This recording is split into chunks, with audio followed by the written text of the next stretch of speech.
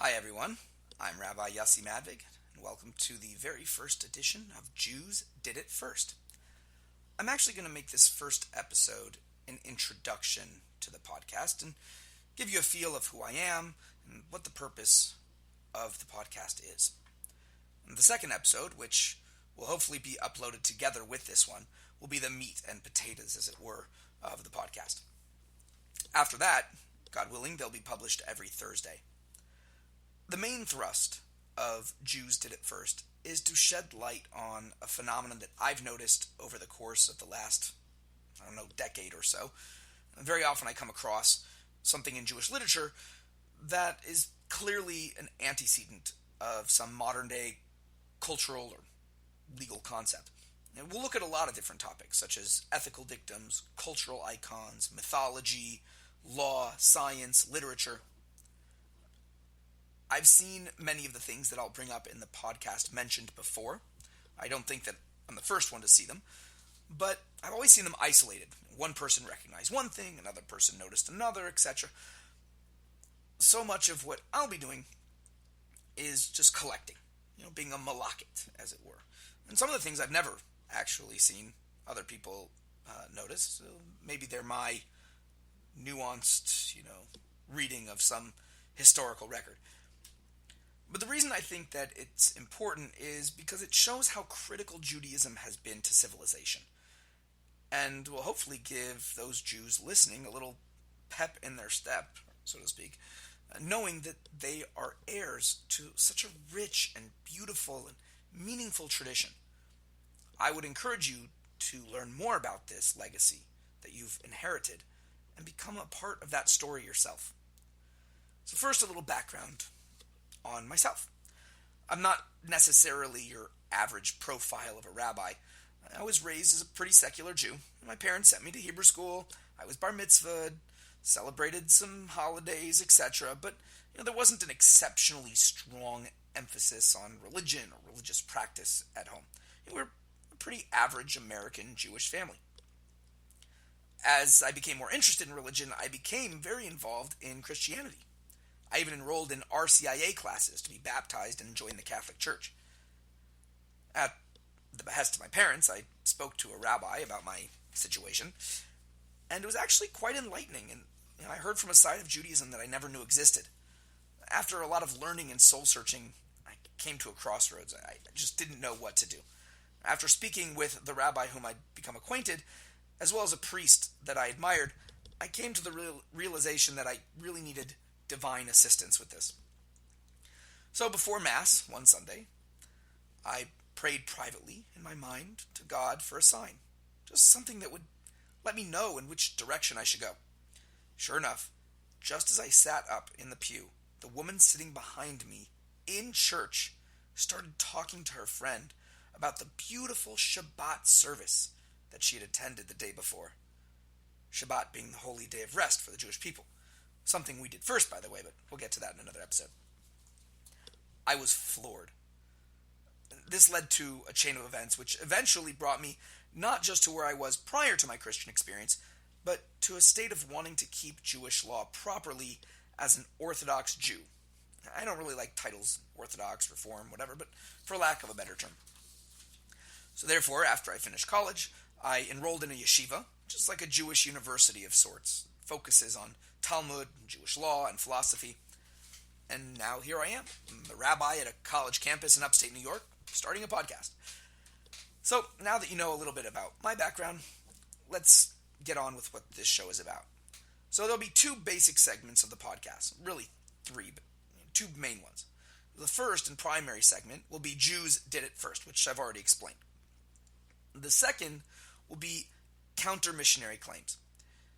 And I thought long and hard about whether to make this second section its own podcast, because I didn't want to alienate the Christian listeners, which I assume there are some. And the reasons I decided to keep it here are, one, I think it's very important that Jews know how to respond to missionary claims.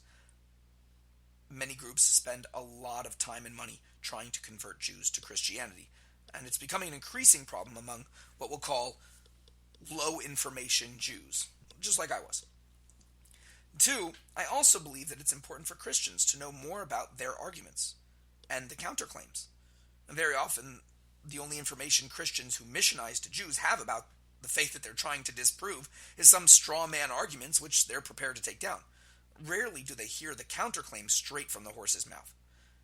And this will hopefully strengthen their respect for why Jews believe what we believe, and not just seeing us as some backwater yokels who've just never heard the good news, as it were.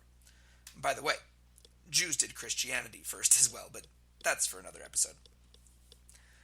Now, I want to make something very clear.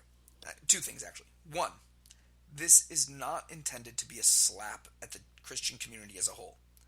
It's more directed towards those who fervently and enthusiastically try to lead Jews away from their faith and heritage, especially Jews who know very little about Judaism or the Jewish scriptures. Now, while these efforts continue, the majority of Christians show tremendous love and respect for the Jewish people, and I appreciate that very much. In fact, for a few years, I learned with and taught the Hebrew text to a few local pastors. It was very enlightening for all of us. There was mutual respect. No one tried to convert anyone. It was great. That's number one. Number two, and this is directed primarily at the Jewish listeners, which is probably the majority, though I could be wrong. This is not intended to make you a professional or an expert counter-missionary.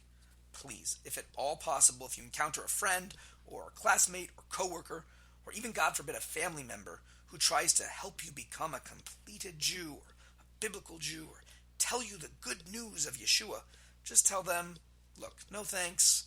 I respect your religious beliefs. Please respect mine. End of conversation. If they can't handle that, then they're probably not really your friend. If it's a classmate, you should just find a new seat. And if it's a coworker, tell your boss, because that's ridiculous. If it's family, it's a little bit different. We'll get to that in a second.